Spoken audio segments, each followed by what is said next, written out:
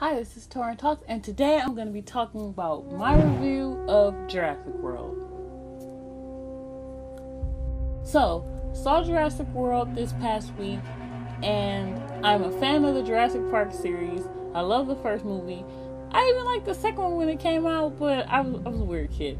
And the third one, again, not so much. This one definitely is a spiritual successor to the first one in many ways. They had a lot of little throwback references to the original Jurassic Park, and they also had some new things as well. Some of them good, some of them not. I'm just gonna talk about some things I like, top 5 things I like, top 5 I didn't. I think that's just the easiest way. I'm just gonna talk about things I liked first, and then we'll get to the nitty-gritty later. I love seeing the park open and running, and I thought that was great. We never saw that before in Jurassic World, or in the Jurassic World. So I definitely was jazzed to see that and all the different rides, but I thought they would have more rides. But anyway, it was good to see it open. Second, I love the fact that it was on the same island as the original Jurassic Park, and we got to see that park and where the old park was. We saw the dinosaur bones and the banner from the end of the first movie, and I thought that was a nice touch. The other thing that I liked were the raptors. They were really cool. I knew they were going to turn on the people as soon as they let them out. Like, these things are going to turn on. You can't trust a fucking raptor. Like, really? Like, I was expecting that to go down. I wasn't too bummed. Another thing I really liked were all the different dinosaurs. I did appreciate that. They looked great. They were moving pretty cool. So I appreciated all the special effects that were used. And it was definitely a popcorn film, and just, good action. So I did like that part. I also liked Chris Pratt. That was another like. I liked Chris Pratt in the movie. He was the only person worth liking in the movie. Everybody else, I was like, I don't even care if you get eaten by these freaking dinosaurs. So now on to what I didn't like. So I'm going to try to limit this to 5 things, but it might be hard. The first thing that I have to address is the female protagonist running around the entire movie in a skirt and heels. Yeah, no, like, I wear heels. I am a girl. If a dinosaur was chasing me, those things be off my feet in 2 seconds. You can't run in grass in them. You can't run in the mud in them, trust me.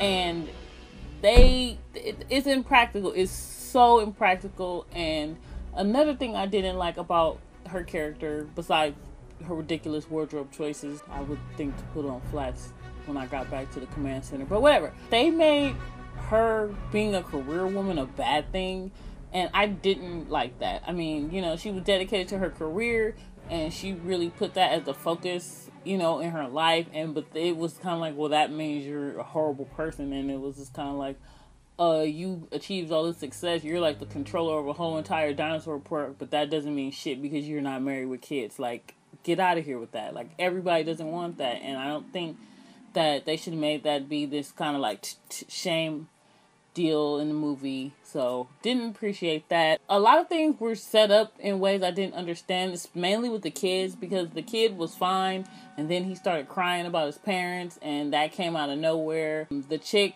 who was her assistant, who got viciously like torn apart by these all these pterodactyls, and then by that sea dinosaur, which was, she got a super brutal death. The scientist guy, I didn't know what his deal was. The conversation that he was having with the owner dude was pretty weird, because he was like, you told me to create these dinosaurs, but then he's acting like he didn't know what was going on.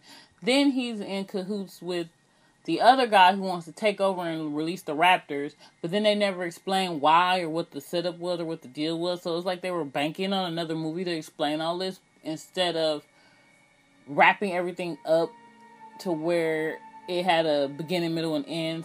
The kids, I wasn't invested in them.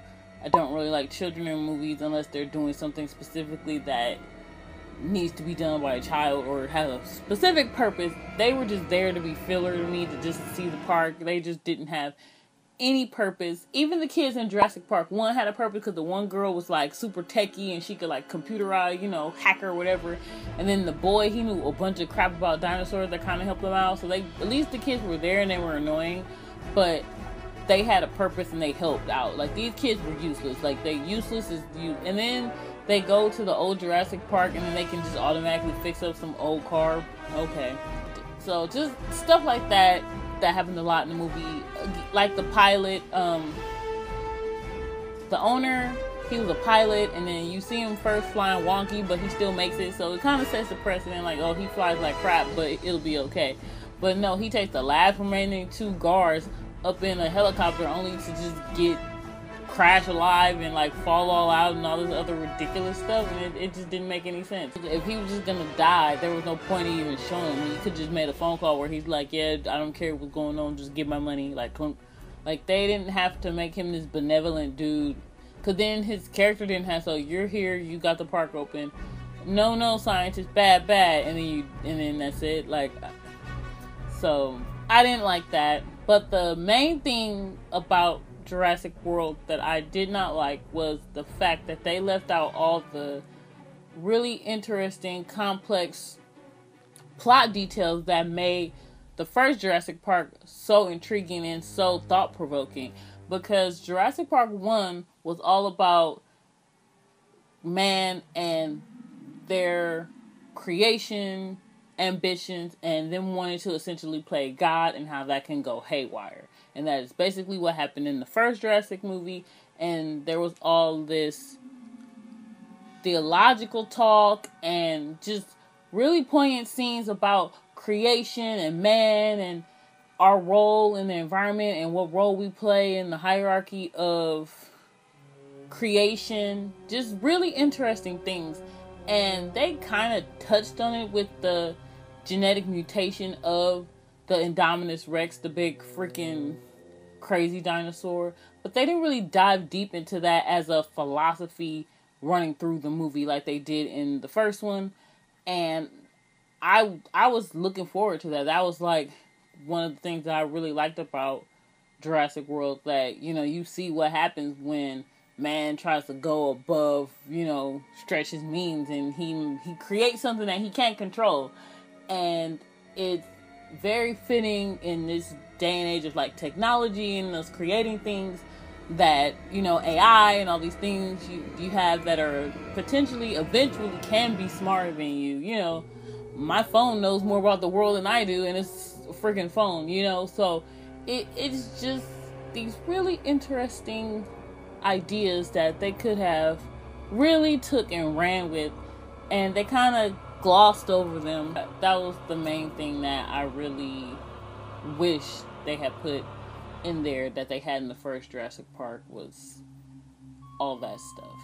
And I talk way more in depth about Jurassic World in my podcast series. Torin Talks and So Can Drew is a podcast series I'm doing. I also post the videos here on YouTube, but I will put the link to the podcast if you want to subscribe to that, and it comes out weekly-ish. Yeah, it depends on it's usually weekly-ish, so I try to be on time with these videos, even though my Game of Thrones video was late as hell, but I try generally to do something every week, and the podcast should be up when this video is up, so I will definitely link that. So yeah, I go all into Jurassic World even more with Drew, and we go into it pretty deep.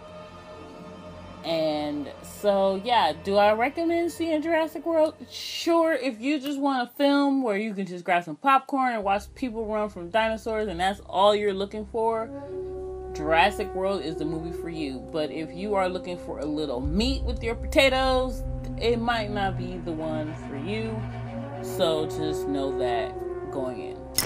So if you like this video, you can hit that like button, subscribe to my channel, and you can find me on Twitter, Facebook, Instagram, and